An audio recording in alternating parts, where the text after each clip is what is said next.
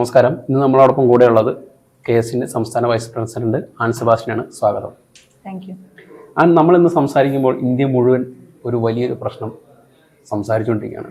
വേറെ ഒന്നുമല്ല, നമ്മുടെ രാഹുൽ ഗാന്ധി ഒരു വലിയൊരു പ്രശ്നം ഉന്നയിച്ചിരിക്കുകയാണ്. അത് നമ്മുടെ ഇലക്ഷൻ കമ്മീഷനുമായിട്ട് ബന്ധപ്പെട്ടതാണ്, കള്ളവോട്ട് സംബന്ധിച്ച്. സമാനമായ രീതിയിൽ തന്നെ നമ്മുടെ തൃശ്ശൂരിലും ഈ കഴിഞ്ഞ ദിവസം 9 വോട്ടുകൾ കള്ളവോട്ടാണെന്ന് മാധ്യമങ്ങൾക്ക് മുമ്പിൽ തന്നെ വെളിപ്പെട്ടിട്ടുണ്ട്. അപ്പം കുറച്ച് വർഷങ്ങളായിട്ട് BJPയുടെ നേതൃത്വത്തിലുള്ള BJPയുടെ നേതൃത്വത്തിൽ ഇത്തരത്തിൽ കള്ളവോട്ടുകളിലൂടെയും വോട്ടിംഗ് അട്ടിമറിയിലൂടെയാണ് ഭരണം തുടർന്നു വന്നിരിക്കുന്നത്. അതിൻ്റെ ഏറ്റവും അവസാനത്തെ ഒരു ഭാഗമായിട്ടാണ് ഇപ്പോൾ ഒരു കള്ളവോട്ടിൻ്റെ ഒരു സംഭവം പുറത്തു വന്നിരിക്കുന്നത്. എന്താണ് ഇതിനെക്കുറിച്ചുള്ള നിങ്ങളുടെ ഒരു വീക്ഷണം? ഇതിലിപ്പോ തൃശ്ശൂരിന്റെ നമ്മൾ കുറച്ചു ദിവസമായിട്ട് ഈ അടുത്ത ചർച്ച ചെയ്ത് തുടങ്ങിയിട്ടുണ്ട്. ഈ വിഷയത്തിനപ്പുറം മനസ്സിലാക്കേണ്ടത്, നോർത്ത് ഇന്ത്യയില് BJPയുടെ ഏകാധിപത്യ കോട്ടകളില് അവര് ചെയ്യുന്ന എല്ലാ ജനാധിപത്യ വിരുദ്ധതയും, ഈ പറയുന്ന ഇലക്ഷൻ കമ്മീഷൻ അട്ടിമറിച്ചുകൊണ്ട് വോട്ടുകൾ മാനിപ്പുലേറ്റ് ചെയ്തുകൊണ്ട് അവര് ചെയ്യുന്ന എല്ലാ കാര്യവും അവര് നാളെ കേരളത്തിൽ ചെയ്യും. അവര് ഈ പറയുന്ന UPയിലും ഛത്തീസ്ഗഡിലും ഒക്കെ ചെയ്യുന്ന ന്യൂനപക്ഷ വേട്ടകള് അതിലും ഭീകരമായിട്ട് നാളുകളില് അവര് കേരളത്തിലും ചെയ്യുമെന്ന കാര്യത്തില് ഒരു സംശയവും വേണ്ട എന്നതാണ് നമ്മുടെ തൃശ്ശൂരിൽ പോലും ഇങ്ങനെ സംഭവിച്ചതിന്റെ വേറെ എവിടേക്കോ നടക്കുന്ന ഒരു കാര്യമായിരുന്നു. ഇവിടെ തൃശ്ശൂര് പൂങ്കുന്നം എന്ന സ്ഥലത്ത് ക്യാപിറ്റൽ വില്ലേജ് എന്ന് പറയുന്ന ഒരു ഫ്ലാറ്റില് ബ്ലോക്ക് 2 4C എന്ന് പറയുന്ന അഡ്രസ്സിൽ വോട്ട് ചെയ്ത 9 പേരും അവിടെ ആരാണെന്ന് പോലും അറിയില്ല എന്നാണ് 4 വർഷമായി അതേ ഫ്ലാറ്റിൽ താമസിപ്പിക്കുന്ന വീടിന്റെ ഉടമ പറയുന്നത്. അതിന്റെ ഒരു ഭീകരത ഒന്ന് മനസ്സിലാക്കിയാൽ നമുക്ക് ഈ ആലത്തൂരും ചാലക്കുടിയും അങ്ങനെ പരിസര പ്രദേശങ്ങളിലെ മണ്ഡലങ്ങളിലുള്ള BJP കേഡർ വോട്ടുകളെല്ലാം ഈ 2024 ഇലക്ഷന് വേണ്ടിയിട്ട് ഇവിടെ തൃശ്ശൂര് വന്ന് താമസിക്കുകയും തൃശ്ശൂർ വോട്ടർ പട്ടികയിൽ ഇടം നേടുകയും വോട്ട് ചെയ്യുകയും ചെയ്തിരിക്കുകയാണ്. 2019 നടന്ന ലോക്സഭാ തെരഞ്ഞെടുപ്പില് 9ാം സ്ഥാനത്താണ്. വോട്ടർ പട്ടികയിലെ എണ്ണത്തിന്റെ ഇതില് 9th പൊസിഷനിലായിരുന്നു തൃശ്ശൂർ. 1ാമത്തെ പത്തനംതിട്ടയായിരുന്നു എന്ന് തോന്നുന്നു. 2024 ആവുമ്പോൾ 9ാം സ്ഥാനത്ത് നിന്ന് തൃശ്ശൂർ മണ്ഡലം 1ാം സ്ഥാനത്തേക്ക് വരാണ്. 1,04,000-ലധികം വോട്ടുകള് ഒറ്റ നെക്സ്റ്റ് ടേമിലോ 2024 ആകുമ്പോൾ കൂടെയാണ്. ബാക്കി എല്ലാ മണ്ഡലങ്ങളിലും സ്വാഭാവികമായിട്ടുള്ള ജനസംഖ്യയുടെ വർധനവിനനുസരിച്ചുള്ള അല്ലെങ്കിൽ വോട്ടേഴ്സ് ലിസ്റ്റിലെ പേരുകളുടെ എണ്ണമാണ് കൂടുന്നുള്ളൂ. പക്ഷെ 1,46,000-ലധികം വോട്ടുകൾ കൂടുന്നു. 9ാം സ്ഥാനത്ത് നിന്ന് തൃശ്ശൂർ ജില്ല ഒറ്റയടിക്ക് 1ാം സ്ഥാനത്ത് വരൂ എന്ന് പറയുമ്പോൾ ഇത് ഏതെങ്കിലും ഒരു സുരേഷ് ഗോപിയെ മാത്രം ഞാനിവിടെ പറയാൻ ആഗ്രഹിക്കുന്നില്ല. BJP അജണ്ടയാണ്. ഭരണഘടനയെ ഇല്ലാതാക്കി ഇവിടുത്തെ പാഠപുസ്തകങ്ങളിലേക്ക് നുഴഞ്ഞു കയറി ഇവിടുത്തെ മാധ്യമ പ്രവർത്തകരെ വിലക്ക് വാങ്ങി ഇലക്ഷൻ കമ്മീഷനും അതുപോലെ നിയമ സംവിധാനങ്ങളെ വിലക്ക് വാങ്ങിക്കൊണ്ടുള്ള BJPയുടെ അജണ്ടയുടെ ഒരു റിഫ്ലക്ഷനാണ് നമ്മുടെ നാട്ടില്, നമ്മുടെ തൃശ്ശൂര് നമ്മൾ കണ്ടത്. അപ്പോ ഇവര് ഒന്ന് ആലോചിച്ചു നോക്ക്, രാഹുൽ ഗാന്ധി നടത്തുന്ന ഒരു സമരത്തിന്റെ പ്രാധാന്യം ഇതുവരെ നടത്തിയ എല്ലാ സമരങ്ങളെക്കാൾ ഓരോ ഇന്ത്യക്കാരനും ഉണർന്ന് പ്രതിഷേധത്തിന് കൈ ചേർത്ത് പിടിക്കേണ്ട ഒരു സമയമാണ്. അതെ, എനിക്കൊന്ന് ഗാർഗെ തന്നെ പറഞ്ഞു, നമ്മളൊരു ഇന്ത്യ മുന്നണി ഇതിനെതിരെ വലിയൊരു ശക്തമായ തന്നെ മുന്നോട്ട് അതിന്റെ പരിപാടികൾ തുടങ്ങിയിട്ടുണ്ട്. അപ്പം എനിക്ക് തോന്നുന്നത് ഇപ്പം ഇന്ത്യ മുന്നണി എന്നൊരവസ്ഥയിൽ നമ്മളിപ്പം അവരെ പ്രതിഷേധിക്കുമ്പോൾ പോലും നമ്മൾ പ്രതിഷേധിക്കുന്ന ഒരു ജനാധിപത്യ രീതിയിൽ പ്രവർത്തിക്കുന്ന ഒരു സംവിധാനത്തോടല്ല. ഇപ്പം കോൺഗ്രസ് ആണെങ്കിൽ നമുക്ക് പ്രതിഷേധങ്ങൾ അറിയിച്ചാൽ അത് അംഗീകരിക്കാനുള്ള മനസ്സെങ്കിലും കാണും, അല്ലെങ്കിൽ കേൾക്കാനുള്ള മനസ്സെങ്കിലും കാണും. പക്ഷെ ഇത് അങ്ങനെ ഒരു സംവിധാനത്തോടല്ല നമ്മൾ നേരിട്ടുണ്ട്. വിജയിക്കാൻ വേണ്ടി ഏതറ്റം വരെയും പോകുന്ന അല്ലെങ്കിൽ ഏത് നീചമായ വഴി വേണമെങ്കിലും സ്വീകരിക്കാവുന്ന ഒരു സംവിധാനത്തോടാണ് നമ്മൾ രാഹുൽ ഗാന്ധി അടക്കമുള്ള നമ്മൾ പ്രതികരിക്കുന്നത്.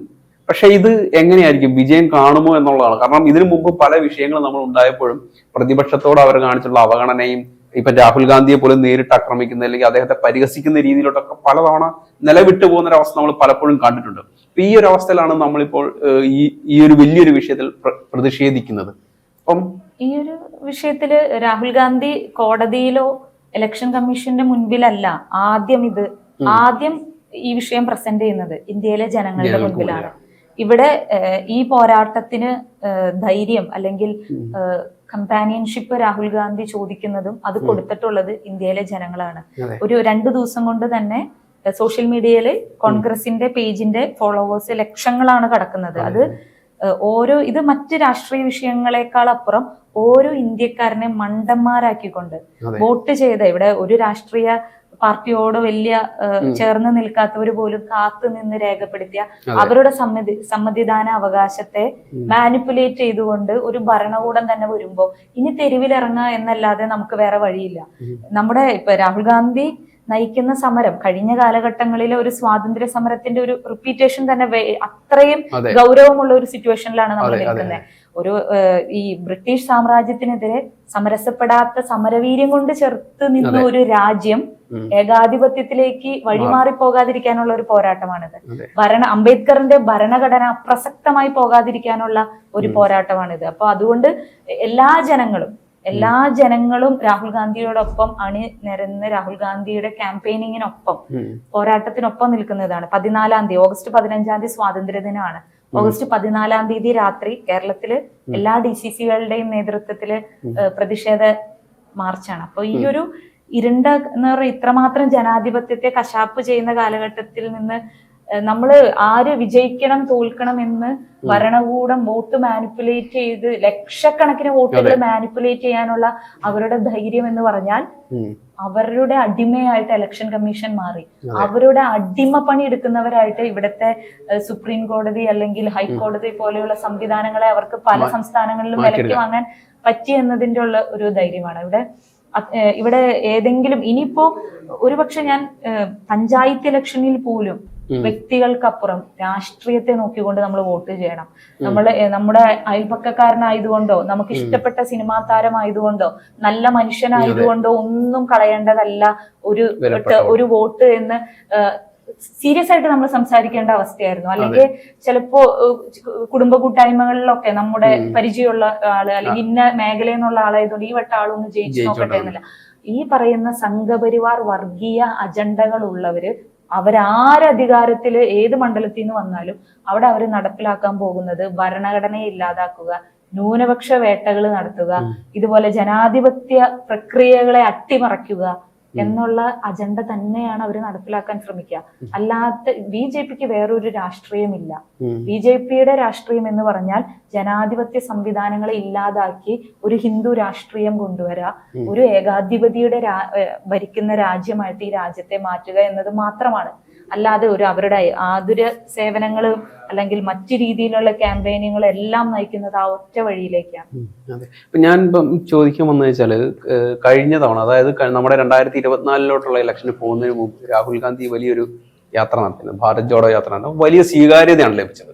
അപ്പൊ അതിനുശേഷം ഇപ്പൊ ഞാൻ പേഴ്സണലി പോലും പ്രതീക്ഷിച്ചിരുന്നത് ഇത്തവണ കോൺഗ്രസ് അധികാരത്തിൽ വരും, രാഹുൽ ഗാന്ധി പ്രധാനമന്ത്രി ആവുമെന്ന് തന്നെയാണ് ഞാനും പ്രതീക്ഷിച്ചിരുന്നത്. പക്ഷെ ഞാനന്ന് മറ്റൊരു സാറ്റലൈറ്റ് ചാനലിൽ വർക്ക് ചെയ്യുന്ന സമയത്ത്, നമ്മൾ വോട്ട് എണ്ണിക്കൊണ്ടിരുന്ന സമയത്ത് ആദ്യഘട്ടത്തിൽ കുറച്ച് കോൺഗ്രസിന് ചെറിയൊരു ഇന്ത്യ മുന്നണിക്ക് ഒരു മുന്നേറ്റം സംഭവിച്ചപ്പോഴത്തേനും കാര്യങ്ങൾ മാറുകയാണെന്ന് ഞാനും വിചാരിച്ചു. പക്ഷെ പെട്ടെന്നാണ് കാര്യങ്ങൾ മറിഞ്ഞത്. അപ്പം അങ്ങനെ ഒരു അവസ്ഥയിൽ വരുമ്പോഴത്തേനും ഞാൻ പറയുന്നത് വെച്ചാൽ ഈ ഒരു കള്ളവോട്ട് അല്ലെങ്കിൽ ഈ ഒരു വോട്ടിന്റെ അട്ടിമറി വലിയ തോതിൽ നടന്നിട്ടുണ്ട് എന്ന് തന്നെ ആദ്യഘട്ടത്തിൽ തന്നെ എല്ലാവർക്കും സംശയം തോന്നിയില്ല. അപ്പൊ പലരും അത് തുറന്ന് പ്രകടിപ്പിക്കുകയും ചെയ്തിരുന്നു.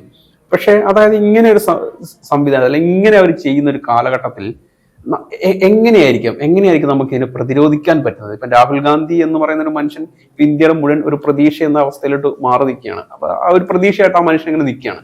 പക്ഷെ എങ്കിൽ പോലും അദ്ദേഹം, ഞാൻ ആദ്യം പറഞ്ഞ പോലെ അദ്ദേഹം പോരടിക്കുന്നത് ഒരിക്കലും ഒരു ചെറിയൊരു കക്ഷികളോടല്ല. ഇപ്പൊ നമ്മളിപ്പോ ഒരു പ്രതിഷേധം നടത്തിയത് കൊണ്ട് മാത്രം ഇത് മാറുമെന്നൊരിക്കലും ഞാൻ പ്രതീക്ഷിക്കുന്നില്ല.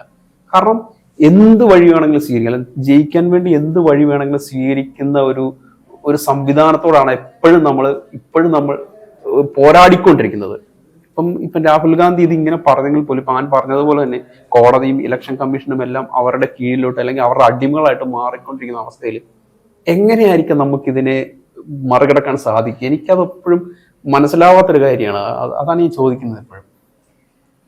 ഇപ്പോ താങ്കൾ ഇത് പറയുമ്പോ ഇനി എന്ത് എന്ന് വെച്ചൊരു ഏതൊരു ഇന്ത്യക്കാരന്റെയും ഒരു ആശങ്കയാണ്. ഇത്രയും വലിയ ശക്തികളോട് ഒരു സാധാരണ ഒരു രാഹുൽ ഗാന്ധി മുന്നോട്ട് പോകാൻ പറ്റുമോ? അല്ലെങ്കിൽ ഇനി വിപ്ലവം? പക്ഷേ നമുക്ക് പ്രതീക്ഷിക്കാം. കാരണം ഒന്ന് ആലോചിച്ച് നോക്കാം, അത്രയും തോക്കുകളുടെയും മിസൈലുകളുടെയും മുൻപില് ടാഗോറിന്റെ കവിതകളും നെഹ്റുവിന്റെ ഡെമോക്രാറ്റിക് വിഷനും ഗാന്ധിജിയുടെ ഒരു നോൺ വയലൻസ് എന്നുള്ള ഒരു ആത്മവീര്യവും തന്നെയാണ് ആ കോട്ടകളെ മൊത്തം പൊളിക്കാൻ വേണ്ടി നമുക്ക് സാധിച്ചത് ആ കാലഘട്ടത്തിൽ. അതുപോലെ രാഹുൽ ഗാന്ധിയോടൊപ്പം കോടിക്കണക്കിന് ഇന്ത്യക്കാര് പിന്തുണ കൊടുക്കാൻ വേണ്ടി ഇറങ്ങുകയാണെങ്കിൽ നാളെ അടുത്ത തെരഞ്ഞെടുപ്പുകളിൽ, ഇനി വരാൻ പോകുന്ന സംസ്ഥാനങ്ങളിലും മറ്റു തെരഞ്ഞെടുപ്പുകളിലും വോട്ടർ പട്ടികയിൽ കള്ളവോട്ടുകൾ ഇല്ലാത്ത രീതിയിൽ ഒരു ഇലക്ഷൻ ആണെങ്കിൽ ഈ ഏകാധിപത്യ ഭരണം വീഴും.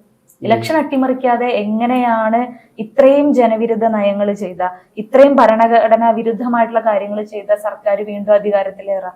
ഇപ്പൊ ഇലക്ഷൻ അട്ടിമറിക്കാതെ ഓരോ വോട്ടേഴ്സ് ലിസ്റ്റും ഇപ്പൊ ഏതെങ്കിലും ഒരു പാർട്ടി ഏജന്റിന്റെ മാത്രം ടെൻഷനല്ല, അത്യാവശ്യം പൊളിറ്റിക്കൽ കോൺഷ്യസ്നസ് ഉള്ള ജനാധിപത്യ ബോധ്യമുള്ള ഒരു പൗരന്റെ വരെ നെഞ്ചിടിപ്പുമാണ് വോട്ടേഴ്സ് ലിസ്റ്റ് എന്നുള്ള കാര്യം. അപ്പൊ അത്രയും ഒരു സമൂഹം കോൺഷ്യസ് ആയിട്ട് ഇറങ്ങിയാൽ ഏത് ഏകാധിപത്യ ശക്തികളെയും നമുക്ക് താഴെ ഇറക്കാൻ സാധിക്കും. നമുക്ക് നമ്മുടെ ചരിത്രത്തെ തന്നെ ട്രസ്റ്റ് ചെയ്യാം.